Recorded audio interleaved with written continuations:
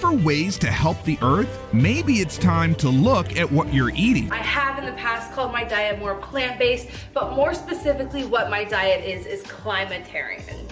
Essentially what this means is that I try to eat a diet that is best for the planet.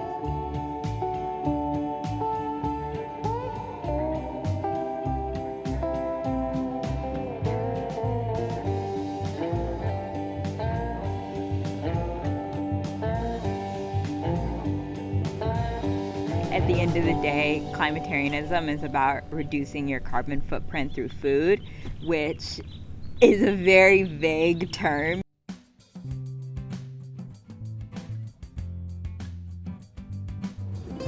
Food is a climate solution. I am learning about and believe in a regenerating earth. You could say that climatarianism isn't about what you eat as much as it is about where you buy. You know, everything is local. There's not a lot of meat. If eating less meat is a piece of the climatarian diet, then maybe LA is the perfect city for climate-friendly eating to catch on. My name is Genesis Jefferson. I live in Los Angeles. I'm a senior in college and I care about climate change. And I love food, so as a journalist, I set out to understand an intersection between the two, climatarianism, those involved in it, as well as those who might need to join in on the diet for it to have its biggest impact on the planet.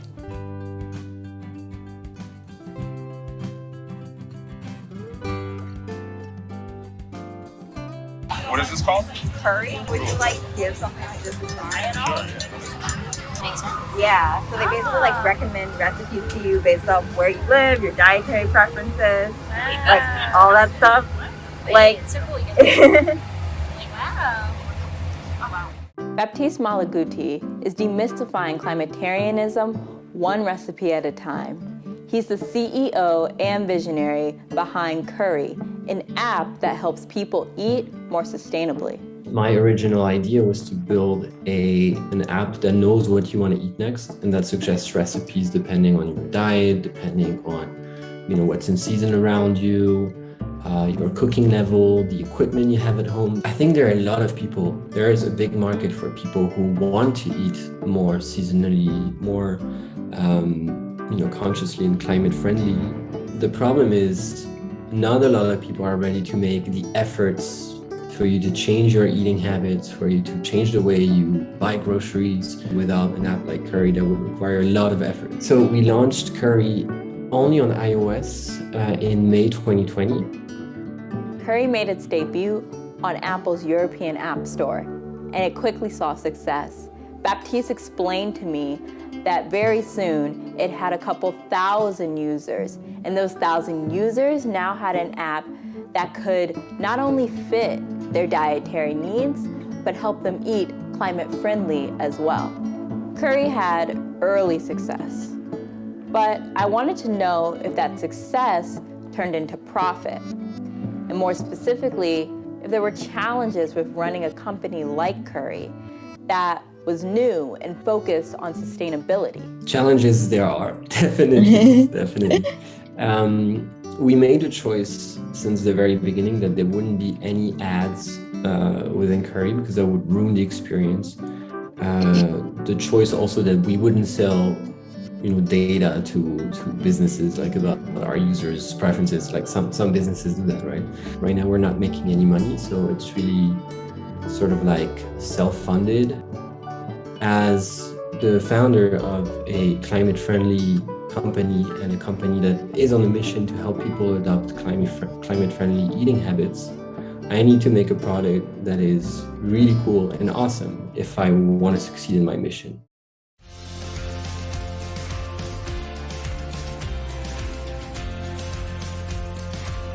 Just Salad is a fast casual restaurant concept located in 6 U.S. states. In 2020, we set out to calculate the carbon footprint of every item on our menu.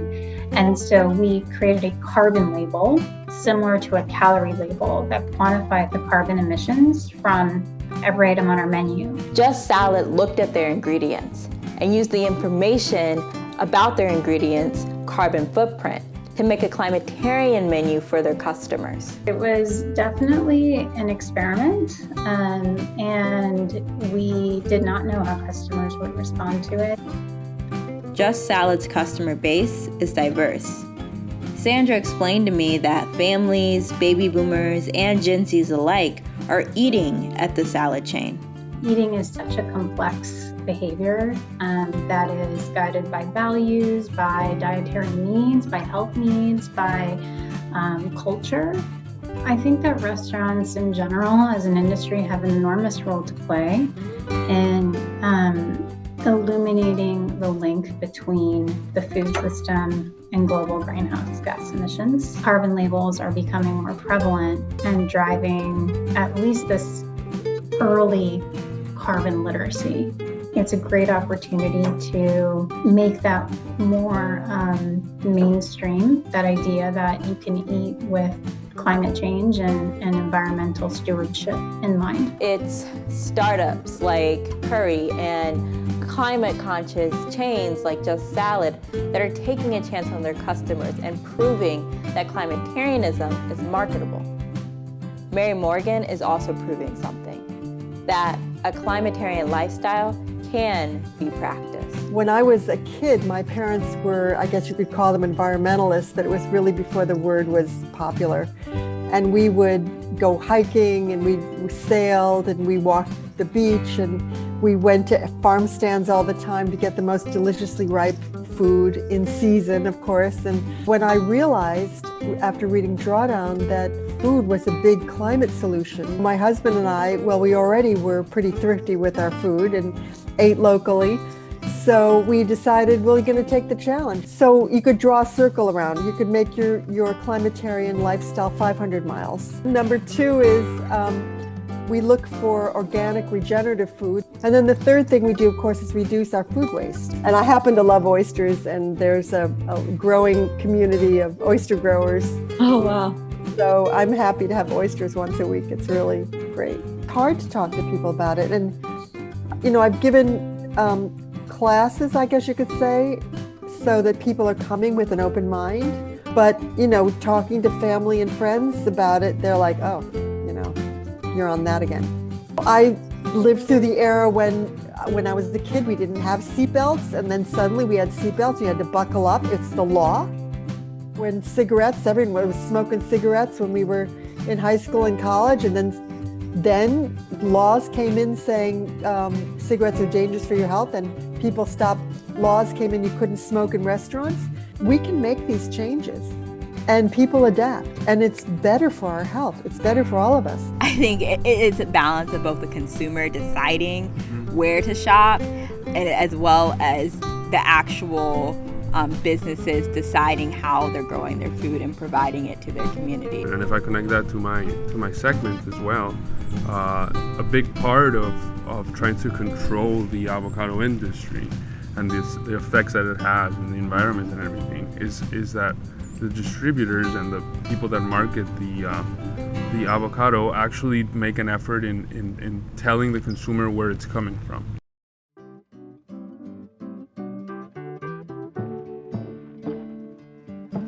Avocado has become one of the most desired foods in Americans' diets.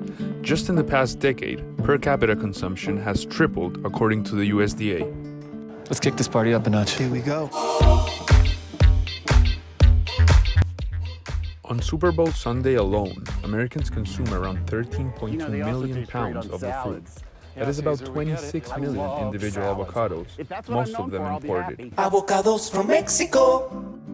Mexico is the main importer of avocados, supplying upwards of 80% of the product consumed in the US. For avocado-producing countries like Chile and Mexico, this increase in demand comes at a high price to its land and its people. The state of Michoacán is considered the avocado belt of Mexico. With its volcanic soil and ideal elevation for avocado trees, it accounts for 92% of production in Mexico. So we projected to the year 2050, there's going to need to be, or there likely will be, about 1,000 kilometers squared more avocado production in Michoacán. This expansion will threaten pine and oak forests, which are critical for the region's biodiversity. The loss of these forests have a lot of environmental impacts, biodiversity impacts. We're going to lose plant and animal diversity. Carbon impacts. We're going to lose carbon storage in the ecosystem. Carbon will be released to the atmosphere. That affects global climate change. Here in Petorca, just 200 miles north from the capital city of Santiago de Chile, is the main avocado producing region of the country. The industry here, however, has drained all natural water sources, forcing more than 2,000 local residents to get all their water from water trucks. In 2020, Chile ranked 5th among the biggest exporters of avocado in the world. Bueno, cuando se hicieron las plantaciones y todo, así estaba todo normal, pues había haber trabajo, íbamos a estar como así bien. No, nunca pensamos que íbamos a llegar a este momento. Katy told us that there were times where water trucks wouldn't come for 2 weeks, forcing people to prioritize their personal consumption over showers and other basic needs. Las comunidades están sin agua y ellos tienen agua. Y ellos, ustedes miran los cerros están verdes y las comunidades están secas. La gente tiene que cortar el agua, le dan por hora el agua a la gente. According to recent studies, Chile is going through the worst drought in 700 years. This, as Vladimir Vicencio, head of water affairs in Petorca, said. Coincidió con un boom de plantaciones de monocultivo de frutas exóticas, especialmente paltas, las cuales tienen una demanda, una huella hídrica muy alta. I'm standing right now on what used to be the Petorca River, the main water source for all residents here, now completely dry because of the decades-long drought and farming practices. La motivación de generar este tipo de plantaciones es justamente un fin económico, maximizar una utilidad. Y en ese maximizar una utilidad se aprovecha la mayor cantidad de agua posible, con la mayor cantidad de hectáreas posibles para plantar, con la mayor densidad de árboles posible, para generar la mayor plata posible. Entonces, con esa ecuación rápidamente nos estamos quedando sin agua. Ellos son egoístas, no piensan en las personas. Entonces, para mí, los empresarios tienen la mayor culpa de todo. Y el gobierno que le apoya en este sentido. El que esta comunidad perdure en el tiempo va a tener que ver justamente con cómo va a resolver el repartirse el agua de manera equitativa.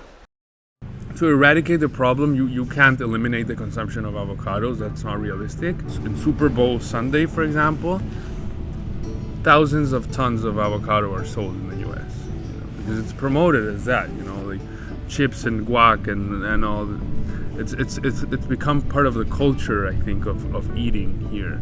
Part of my section, we talked about the importance of food traditions, and we don't want to get rid of a lot of things that are culturally significant and that we've practiced for years. That food is very ingrained in culture, and if there's something that is important to you, you should be able to enjoy that.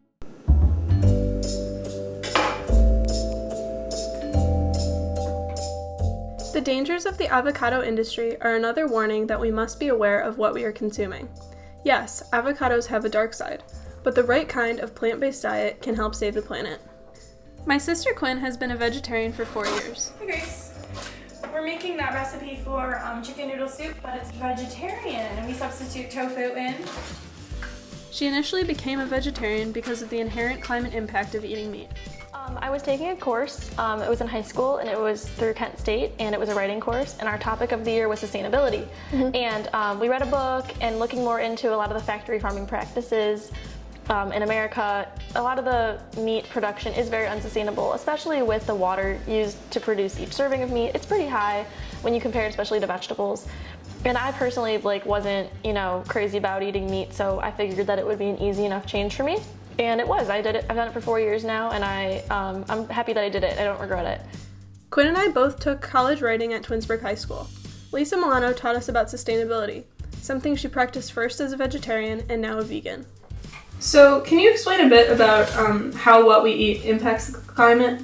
Well, I'm certainly no expert on that. However, I think that most of my students and I myself as well were probably pretty surprised when we found out how much of an impact what we eat has on the environment. Milano taught us that when a single crop is grown in a field year after year, it goes against the Earth's cycles and harms the environment. Farmers continue to choose this method because it's cheaper in the short term to mass produce a single crop. In addition, factory farming, a process which dominates meat production in the United States, is harmful to the environment by consuming scarce resources of land, water, and energy. My sister's decision to change her diet led my family to adjust our own eating habits and begin experimenting with different recipes.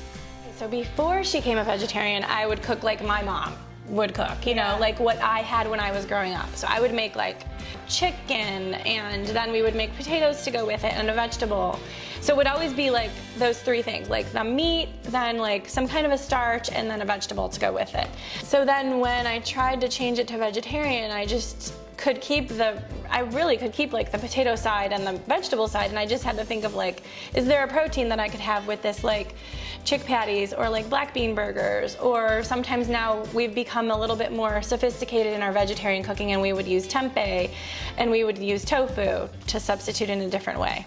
After a few years of experience with preparing vegetarian foods, it has become easy to make dishes the whole family can enjoy with a climate-friendly purpose. Agriculture accounts for a significant climate impact at 10% of U.S. greenhouse gas emissions, and the entire food production system, including processing, packaging, and food waste, could actually account for up to 37% of all greenhouse gas emissions, according to the 2019 IPCC report. Beef production represents a disproportionate amount of animal-based food emissions. In addition, industrial agriculture and agriculture expansion is the #1 cause of deforestation. Some states have attempted to regulate the beef industry to lessen its environmental impact, but farm and beef lobbies have routinely struck them down despite multiple scientific reports urging a shift in diet away from carbon-intensive foods. All this to say, meat is deeply rooted in American food culture, and it doesn't seem to be going away, for better or worse. This is even more apparent here in the Midwest, where we love our meat and potatoes, and every major meal features a meat entree.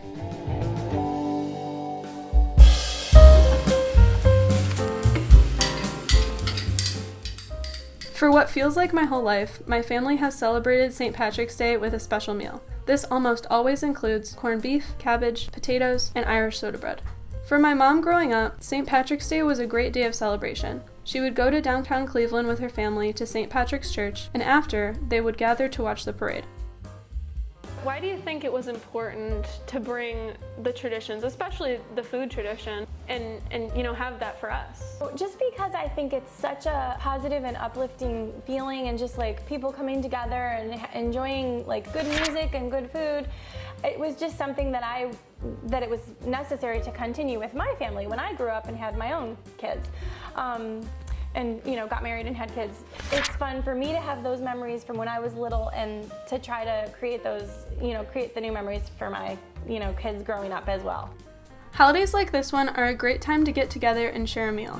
Even though we want to be more climate friendly, we don't have to compromise on traditions we have practiced across generations. It's clear that the tradition is important to many of us, and some people in our family could never give it up. The idea is to limit carbon-intensive foods like beef by reserving them for special occasions. I think it's important to stress that you don't have to go all in like you do. I mean, if you want to be more climate friendly, small steps is fine. Yeah, totally. It's not like you have to completely give anything up, or if you wanted to be mostly vegetarian but then your favorite food is chicken parm, eat the chicken parm, whatever, right? Who cares? But yeah, I think just being open-minded and having the purpose and taking certain steps to limit it a little bit, I think that's really awesome. And if everyone did that, it would make a significant impact. Milano emphasized that a plant-based diet is more accessible than some people may think. I think it is mostly just making sure people understand that it's not expensive to be plant-based. It's not expensive to make all sorts of amazing things out of rice, out of beans. It's just that that's not the way we were raised. It's not what we're used to. But if people understand just how many options are out there that are easy and cheap, I think that they would really embrace not only a more sustainable lifestyle, but also a healthier lifestyle for themselves. Each place or group of peoples and communities will have to probably address climate change differently when it comes to food.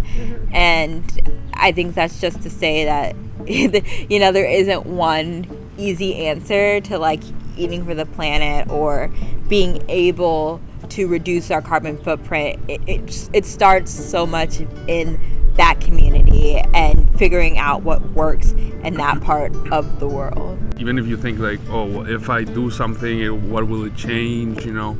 But if you add up everything, if every person sort of thinks like that, yeah, it's pretty like cliche, but it does have an effect on it. I think that knowing where your food comes from and sort of like looking at what you're eating in more of a critical way is one big way that you can have an impact. And if you're looking for a way to help and be more environmentally friendly, a diet is probably the first place you should look.